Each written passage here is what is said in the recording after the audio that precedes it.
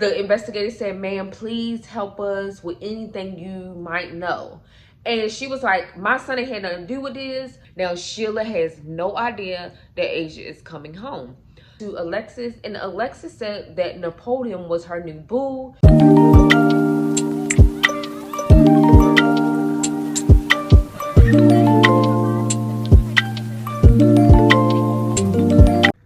Hello everyone, and welcome back to my channel. Today we have another story time. This story time is about a girl named Asia Adams, who was a loving, caring, warm-hearted person, and she just enjoyed people. But most importantly, she loved her mother, Sheila.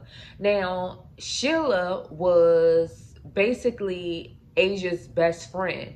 And maybe too because Asia was Sheila's only daughter. Now, Sheila set out to basically make sure that her daughter is on the right track, you know, parent her and love her like any other mother would do. So Asia basically goal was to get through school, like high school and everything, and to become a nurse. I mean, that was her dream. And she did not hesitate to basically do just that. She kept her grades up. I mean, she did her work. Like, she was the ultimate girl that kept going no matter what. No matter how hard school got, she was ready. So her goal was to become a nurse, and that's what she set out to do. So now Asia has been accepted in Westchester University, and she's just ready for her life journey. Now, of course, she goes off to the university, and she basically, you know, got friends there and basically living her best college life. Now, they said that Asia was also in the mentor program, and she basically enjoyed herself, kept her grades up, and she was determined to become this nurse. Now, in basically November, it was like the end of semester terms and everything, you know, testing and everything. And Asia was basically, from Sheila understanding, basically she was, you know, studying to, you know, get good grades on her exams. And so it was about November, and Sheila decided that she had to go on a business trip, you know, or whatever. So Asia is knowing this. So Sheila goes on her business trip, and they said that Asia had a boyfriend, and his name was Napoleon. So of course they're communicating back and forth while Sheila is in college. Napoleon is back at home, and Asia is in college. So one day she's on the phone with Napoleon, and basically they both come up to an agreement where Asia will come back home. And it just so happened to be on the week that her mother is going on the business trip. So Asia packed her things and head back home. And she didn't tell her mother because I'm pretty sure, her being in college and a teenager, she just wanted some alone time with her, you know, situation, her boyfriend. And so Asia wound up, you know, planning for her and Napoleon to spend the week together, and she was going to head back out on Sunday to go back to school. So Asia is on her way, and Napoleon and her decides to meet up at Asia's mother's house. Now, Sheila has no idea that Asia is coming home. So now Asia and Napoleon, you know, spend time together. And about Friday of, you know, November 8th, that Friday, Asia, Napoleon, and one of Napoleon's friends, Seaman or whatever, they all basically meet up at Asia's mother house, and they basically watch movies and have a good time laughing, watching movies until about 12 midnight. Now, Seaman wound up leaving and going home, leaving Napoleon there with Asia.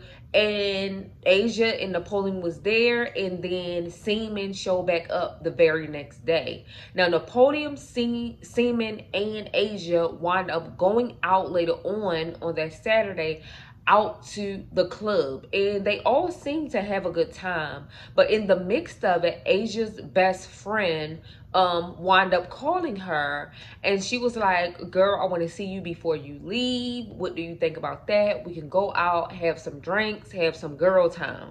And basically, Alexis, which is Asia's friend, thinking that she was going to be able to bond a little bit and see her friend.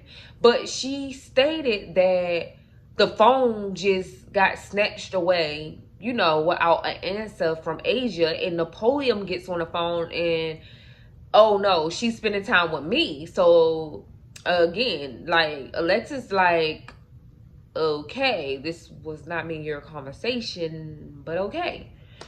And it didn't sound like that Alexis knew that Napoleon had a friend, Seaman, over there. So she was just like, okay.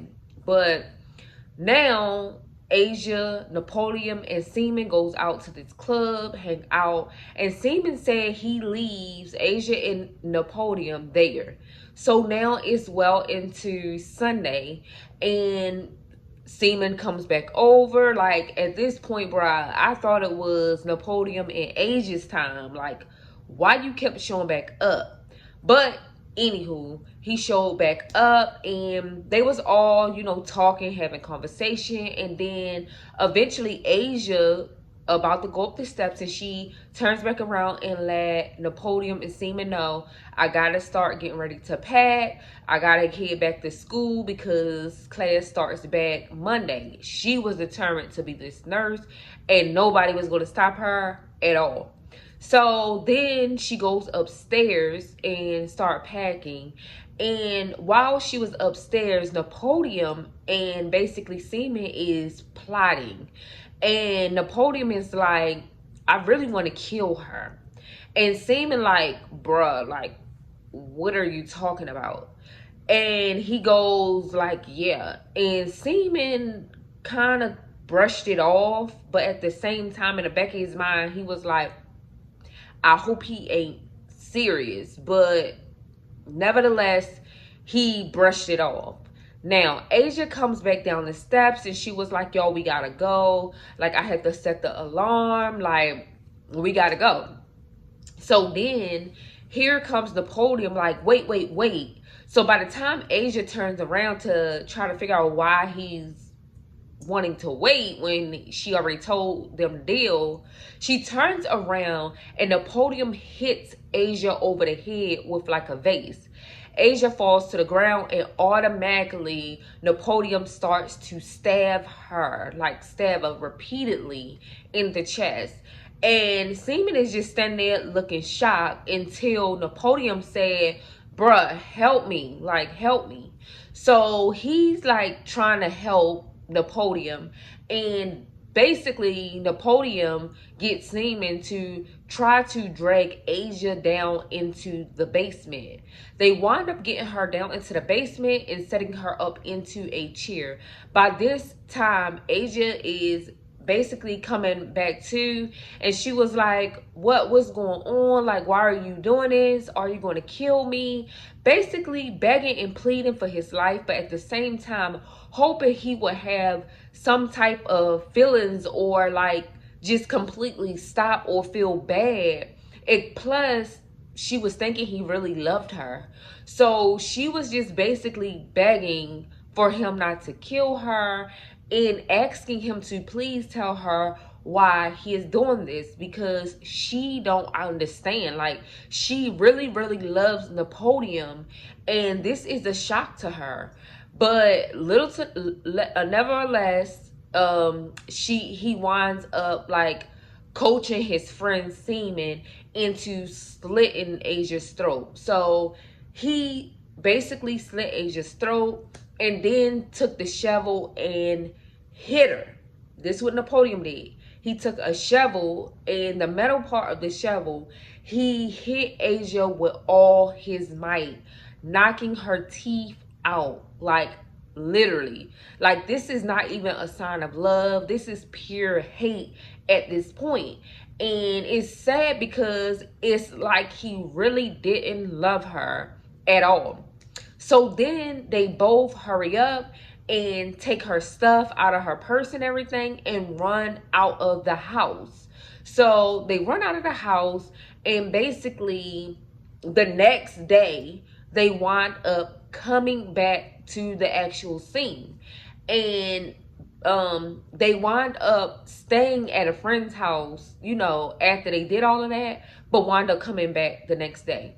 So they come back the next day, and they both get her body from out of the basement and basically wrap her up in a blanket and take her upstairs and leave her on the bed.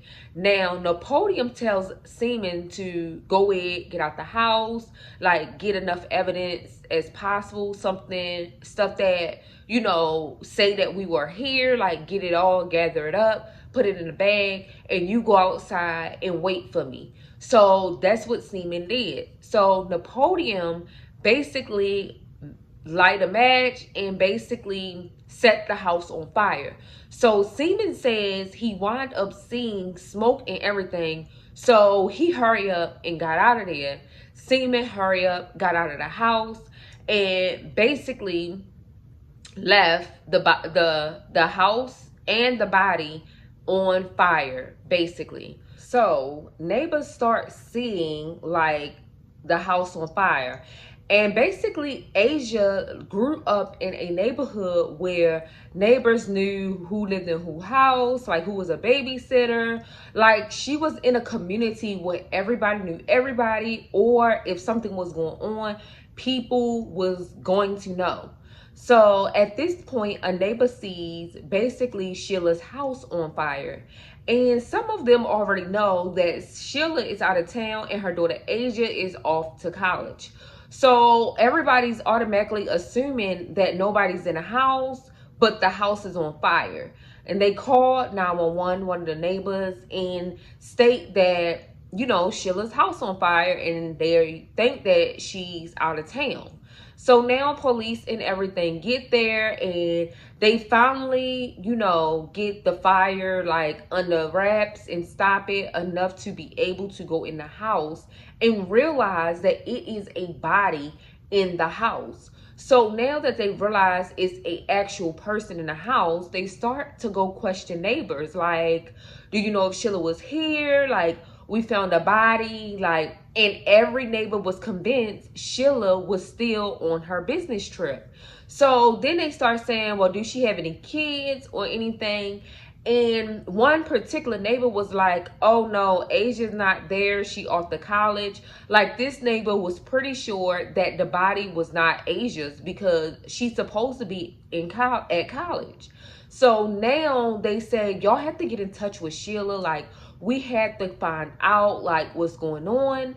And the police, you know, needed to know what was going on. But around this time, as they investigated, eventually Sheila shows up. Now Sheila is in shock. She was like, oh my God, what is going on? And they told her they found a body. So she was like, wait, you found a body?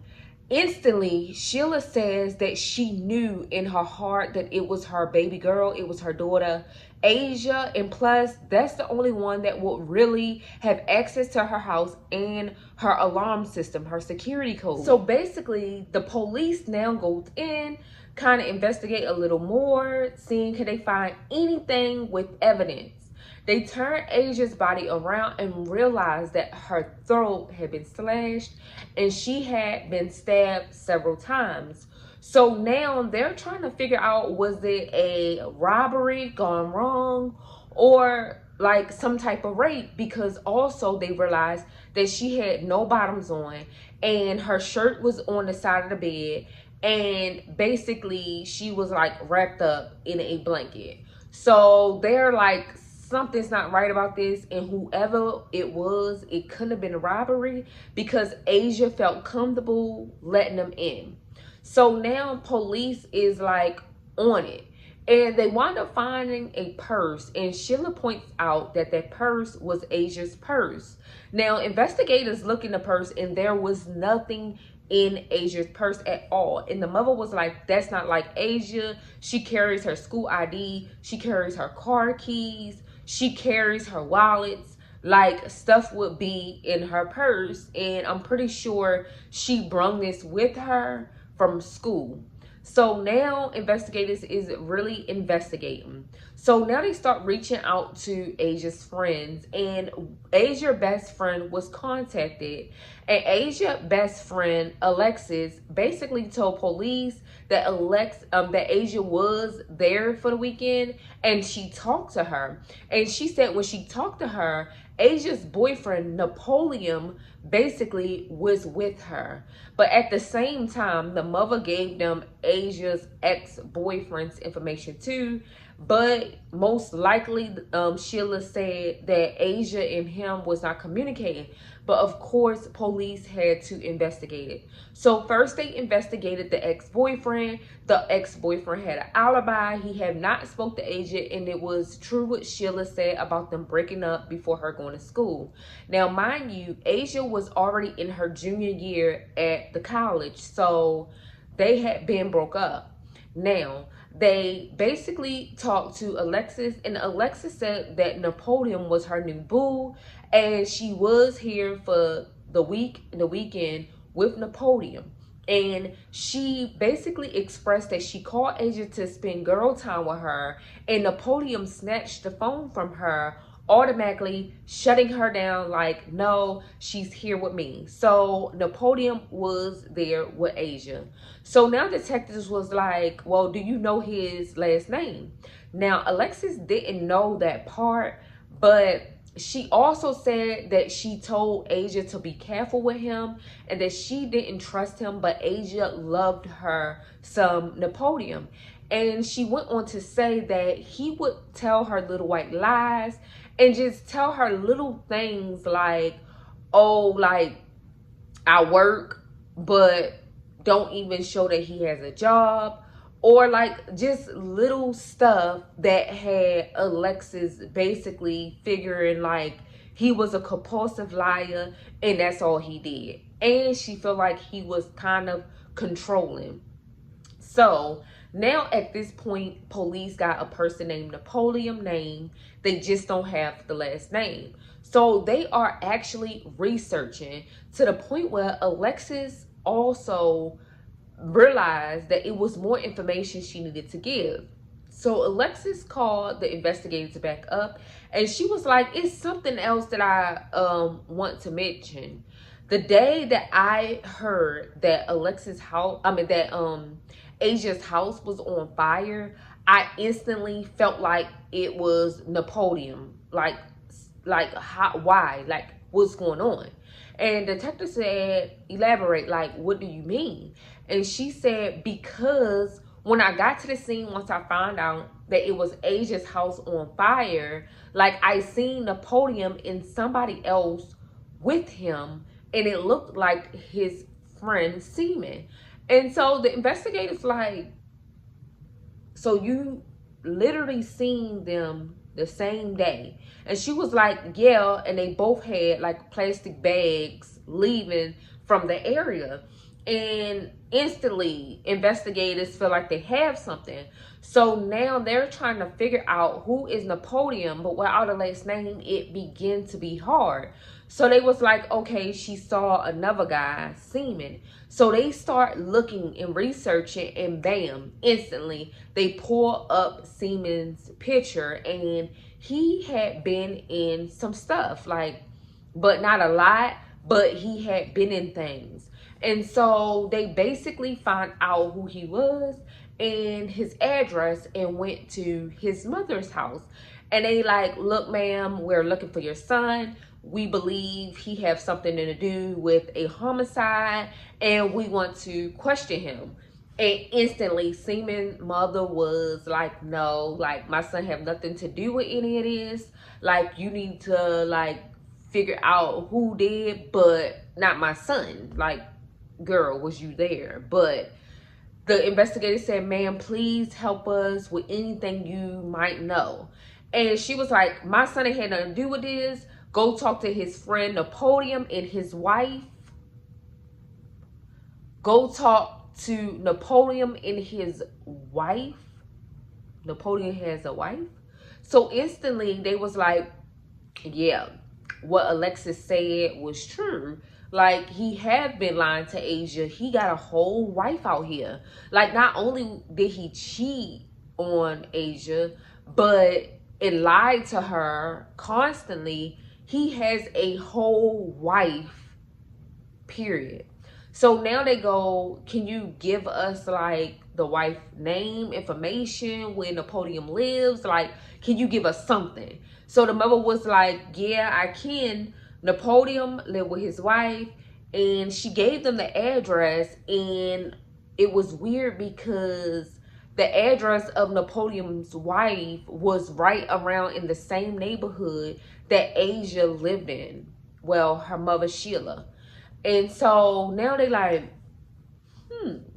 and they was like, well, what's the wife's name? And so she was like, her name is April. And what I know about her is she worked at this jazz club and she sang. So she entertained there. And so they start investigating even more, find April information, and went to question April. Now, once they sit down with April, she agreed to talk, and she stated that Napoleon was controlling, and her and Napoleon had only been together for a year, and she was just tired of his mess. And one day he did threaten her with a knife, and she was just over it and done with it. She just said he was not only mentally and physically abusive, he was so controlling and overwhelmed, and she was just done. So now she gives them his actual name, which will be Thomas, and now they have his full name. So now they go and research any available address for this Thomas person. And little and behold, they couldn't find it, like no available address. So where was he staying? And y'all, like, I was even shocked about this. Next thing you know, investigators received a phone call. And so the phone call was Seaman calling. So I'm pretty sure his mother got in contact with him, like, you need to call the police. They are coming here. You need to clear up your name. Little did she know her son had every bit of the whole situation. He was involved. But he finally called investigators. And although Thomas, they couldn't find an address or anything for him, Seaman was their biggest witness. And he asked the police, the investigators, can y'all please meet me somewhere so I can feel safe? And I basically want to talk about Asia Adams. And they was ready to hear whatever. So they meet him in a secret place and pick him up. And he confessed that he was part of the situation and he was there the day of Asia's murder. So he start the yapping in the back seat on the way to the precinct. So he's already talking. He don't want a lawyer. He just want to tell it all and get it off his chest. So he did state that he hung out with Napoleon in Asia. And basically, Napoleon basically invited him over. Now, he did say that Napoleon did basically tell him that he wanted to kill Asia, but he didn't believe him. He was just like, bruh, you playing type energy. But at the same time, in the back of his mind, he couldn't tell whether he was serious or playing around. Until eventually he start basically telling what actually happened. He said Napoleon picked up the vase, hit Asia in the head, Asia fell to the ground, and Napoleon instantly start stabbing Asia. And he said at some point in time, basically he was about to turn around and run out the house, but Napoleon, Thomas, threatened him if he was to leave or say anything or didn't help him, that he was going to come after Seaman's family next. So he was afraid for his life. But at some point, bruh, I'm just going to have to see where your mouth at, because if I'm afraid, I'm not standing and helping you clean up, kill, slash nobody's throat. I'm just not going to be there. You're going to be by yourself. So at this point, like, I don't even understand what he was scared at, because Seaman also helped Napoleon spend the money that they got out of Asia's purse. Now, Seaman said that they took $500 plus additional funds from ATMs. Now, the detectives did see that they were going in Asia's account. And when they went to the banks, the banks didn't have cameras. And it was like that Seaman and Napoleon instantly knew what ATMs to draw the money from that didn't have didn't have cameras. So they were like thinking everything through. And I wouldn't be shocked if they both planned this whole thing. And Seaman said that he looked at Napoleon, Thomas, looked at him and was like, it's all about the money, bruh. It's all about the money. So this showed that Thomas never really loved Asia. And Asia was all in it by herself. Because, of course, when investigators went to Asia's basically college, they found a poem that Asia wrote about Thomas. And it was straight from the heart. And you can tell Asia really loved her some Thomas. Like, she really loved this guy. And for her to basically lose her life from a person that she really loved, but quite frankly knew nothing about, like, it was so sad. Like, she put her trust into Thomas, and Thomas didn't even like her. He didn't even really love her, and his whole plan was to destroy her. Now, of course, they both went to trial. And when they went to trial, basically,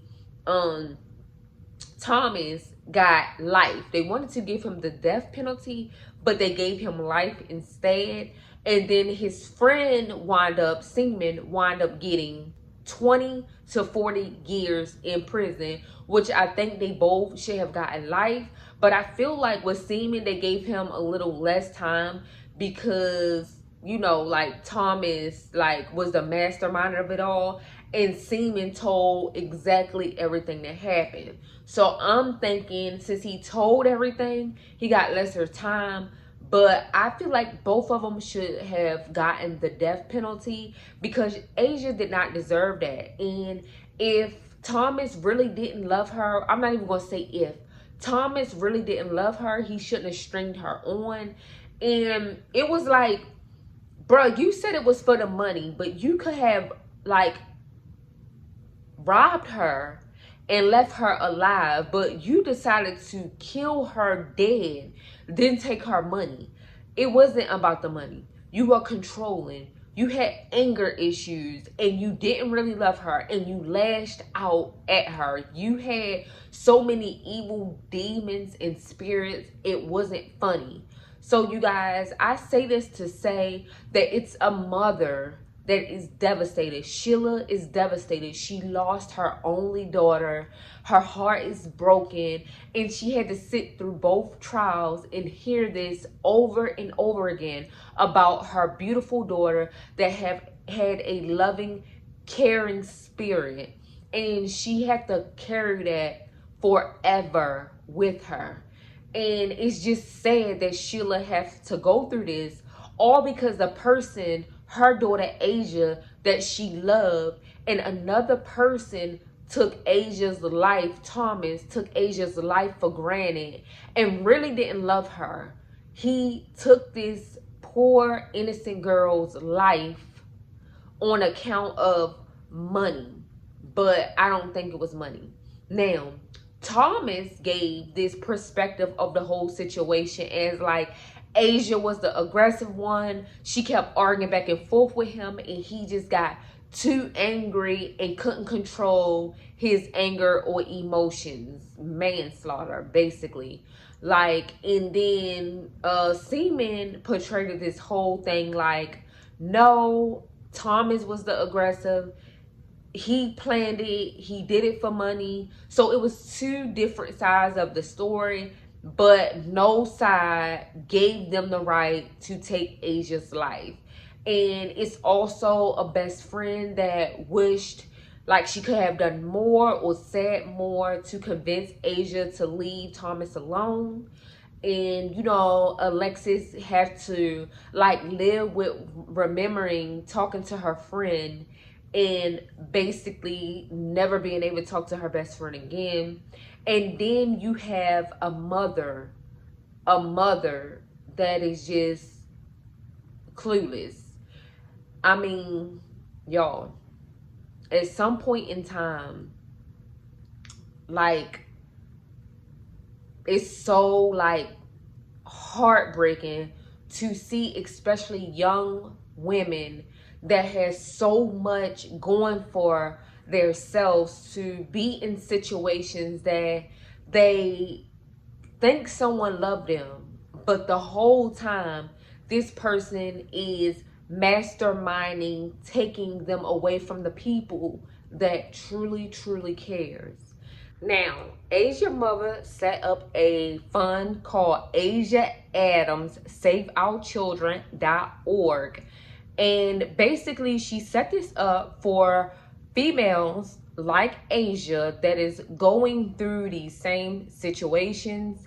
And Miss Sheila, like, she was the ultimate mother. She didn't play about her daughter, and basically she just want to bring awareness that this is going on, and basically like it's just all over. Like, if this person give you one sign,